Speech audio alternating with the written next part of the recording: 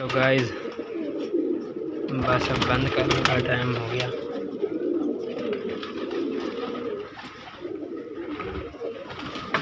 एक ज़ाया हो गया गाइस हमारा। आज मुझाइयों को रगड़ा लगना था, रगड़ा लगा नहीं, मुदाई बच गए। कोई नहीं, कल सही है, खैर करेगा, कल भी वीडियो आपको देखने को मिलेंगी।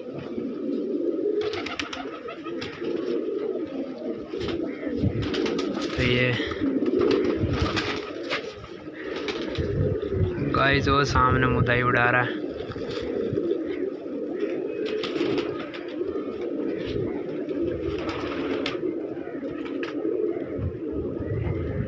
वो झुंड उड़ रहा उसका।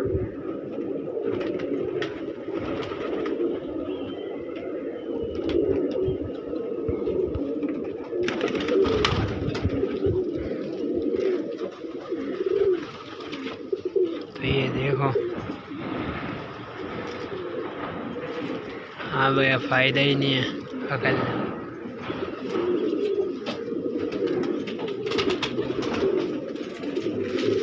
ये मुदाई हो गए।